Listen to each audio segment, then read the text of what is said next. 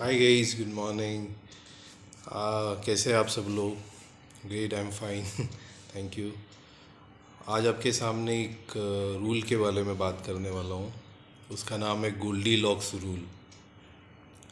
तो Goldy locks rule के दो एस्पेक्ट हैं। तो हम पहले फर्स्ट एस्पेक्ट पे बात करते हैं। एस्पेक्ट नंबर 1, 3 तरीके के टास्क होते हैं। एक इजी टास्क, दूसरा डिफ़िकल्ट टास्क और एक होता है चैलेंजिंग टास्क। तो गोल्डी लॉक्स रूल जुड़ा हुआ है चैलेंजिंग टास्क के साथ में।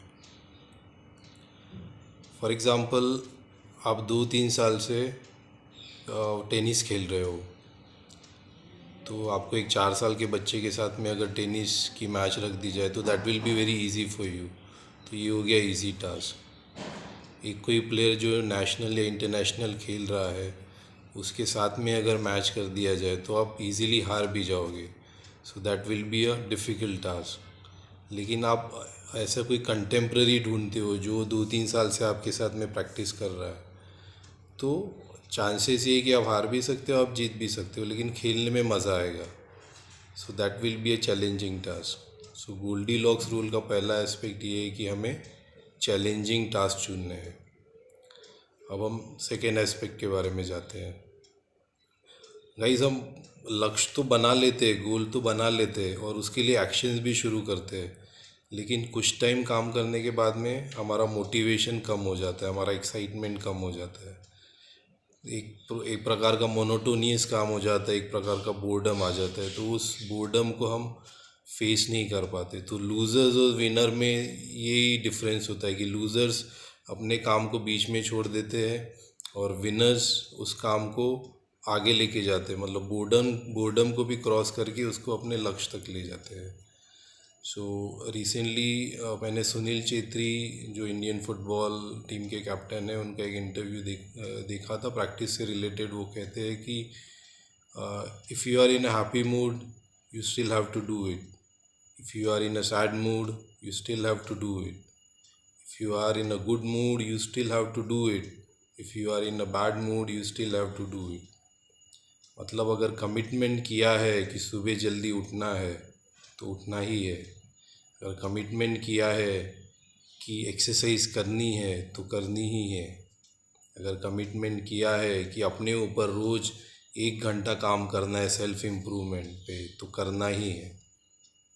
एक छोटी सी स्टोरी शेयर करूँगा दोस्तों।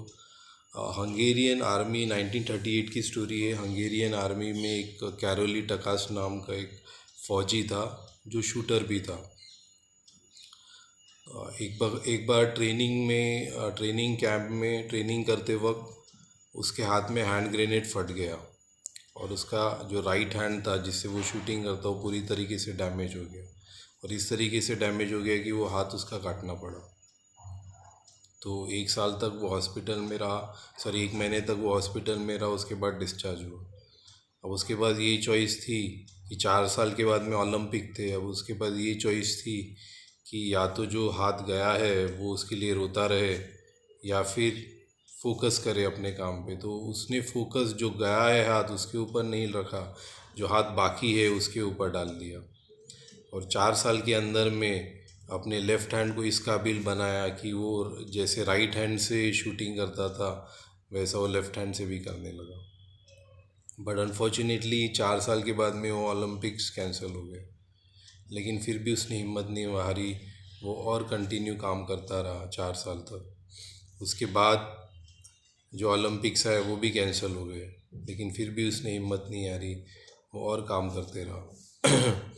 फिर उसके बाद जो ओलंपिक्स है उस इवेंट में वो आया, तब तक 10 साल का एक टाइम स्पैन निकल चुका था और नए नए शूटर्स आए थे जो काफ़ी एक्साइटेड थे और काफ़ी यंग ब्लड था।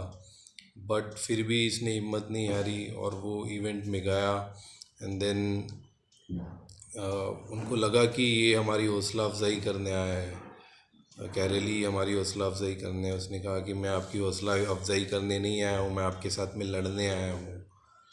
और उस ओलंपिक चैम्पियनशिप के 3 अलग अलग इवेंट में उसने गोल्ड मेडल जीता।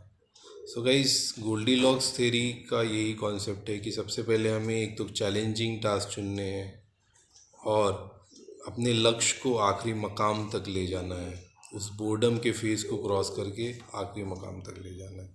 सो this is from my side for today. Thank you so much. Bye.